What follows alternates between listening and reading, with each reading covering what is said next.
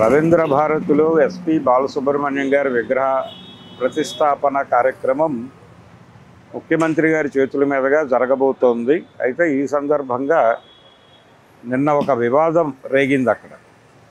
అంటే పృథ్వీరాజ్ తను కొన్ని అభ్యంతరాలు వ్యక్తం చేశాడు ఆయన తెలంగాణ సమాజం తరఫున.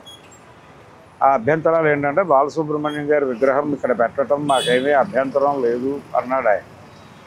అని దాంతోపాటు ఇంకొక మాట ఏం చెప్పాడంటే,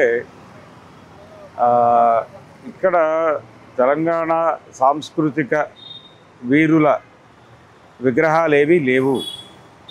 అంటే గద్దర్, అందశ్రీ, అలాగే గూడ అంజన్న వీళ్ళ ఎవరి విగ్రహాలు ఇక్కడ లేవు. కనీసం ఆ విగ్రహాలు కూడా పెడతాము అనేది మాట ఏదో మాట్లాడాలి కదా. ఆ విగ్రహాలు కూడా పెట్టి వాటితో పాటు బాలసుబ్రహ్మణ్యం విగ్రహం కూడా ఉంటే ఇంత ఇబ్బందికరంగా పరిస్థితి ఉండకపోవచ్చు అని అన్నాడు ఆయన. అని బాలసుబ్రహ్మణ్యం గారి పాటలు విన్నాం, మేము కూడా ఎంటర్టైన్ అయ్యాము. అయితే ఒక సందర్భంలో మా మనసు గాయపరిచాడు ఆయన అని చెప్పాడు. ఆ సందర్భం ఏంటంటే, జయ జయ హే తెలంగాణ పాట ఆయనతో పాడిద్దామని అనుకున్నారు. అనుకున్నప్పుడు అందశ్రీ రాశాడు. అందశ్రీని ఆయన పాడతా తీగ కార్యక్రమానికి కూడా పిలిచాడు బాలసుబ్రహ్మణ్యం. అయితే ఈ అందశ్రీ రాసినటువంటి ఈ పాట పాడేటప్పుడు బాలసుబ్రహ్మణ్యం గారు స్వరాష్ట్రంగా తెలంగాణ ఏర్పడటం అనే ఆకాంక్ష ఉంది దానిలో. ఆ పాటలో ఆ లైన్ మార్చాలని గొడవ చేశాడు. అంటే తనది సమైక్యాంధ్ర నినాదమని, సమైక్యాంధ్ర ఉండాలని తాను కోరుకుంటున్నానని, అందుకని స్వరాష్ట్రంగా తెలంగాణ అనేటువంటి పదం తనకి అభ్యంతరకరమని చెప్పి ఆ లైన్ తీసేస్తే పాడతాను అనడంతో ఆయన్ని తప్పించేసి రామకృష్ణతో పాడించుకున్నారు ఆ పాట. అప్పుడు ఆయన తెలంగాణ ఏర్పాటుని, తెలంగాణ రాష్ట్ర ఆకాంక్షని వ్యతిరేకించినట్టుగా భావించాల్సి వస్తుంది. కాబట్టి అలాంటి వ్యక్తి విగ్రహానికి ప్రథమ ప్రాధాన్యత ఇవ్వటాన్ని తెలంగాణ ప్రజలు ఎలా డైజెస్ట్ చేసుకుంటారు అనేది ప్రశ్న. నిజానికి రవీంద్ర భారతిలో ఘంటసాల వెంకటేశ్వరరావు గారి విగ్రహం కూడా ఉంది. ఘంటసాల గారి విగ్రహాన్ని ఎస్పి బాలసుబ్రహ్మణ్యం గారు ప్రతిష్ఠించారు ఆ రోజుల్లో. అయితే ఘంటసాల గారు కూడా అంటే నందమూరి తారక రామారావు గారి తల్లా పెళ్ళామ్మ అనే సినిమాలో తెలుగు జాతి మనది, నిండుగా వెలుగు జాతి మనది అనే పాట పాడాడు ఆయన.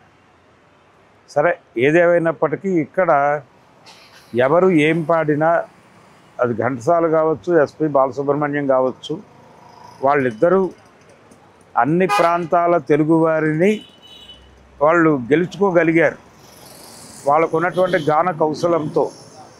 అయితే వాళ్ళ పాట వేరు. ఆ పాట వెనకాల చాలామంది కంట్రిబ్యూషన్ ఉంటుంది.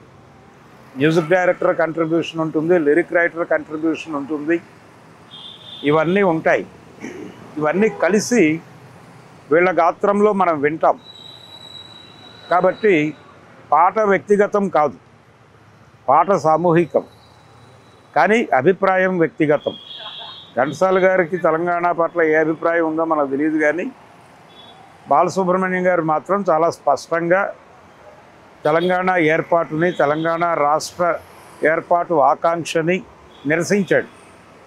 ఆ నిరసించినందుకు గాను ఆయన విగ్రహం ఇక్కడ రవీంద్ర భారతి ప్రాంగణంలో పెట్టడాన్ని వీళ్ళు అభ్యంతరం వ్యక్తం చేశారు. అందులో తప్పుందని నేనైతే అనుకోవడం లేదు. కాకపోతే వాళ్ళ డిమాండ్ ఏంటంటే వాళ్ళ విగ్రహం వద్దు అని అనలేదు. చాలంటే ఇది రెండు ప్రాంతాల వివాదంగా ఇప్పుడు పవన్ కళ్యాణ్ని ఆయన ఏదో దిష్టి పెట్టారు తెలంగాణ ప్రజలు అని అన్న వ్యాఖ్యని, తెలంగాణ ప్రజల మనోభావాలు ఎలా గాయపడ్డాయో ఆ విధంగా బాలసుబ్రహ్మణ్యం గారి విగ్రహం ఇక్కడ పెట్టనివ్వం అనటం ఆంధ్ర ప్రాంతపు ప్రజల మనోభావాలు కూడా గాయపరుస్తుంది అని కొంతమంది విపరీత ధోరణితో వ్యాఖ్యానాలు చేస్తున్నారు. కానీ దానికి దీనికి ఏమాత్రము సంబంధం లేదు.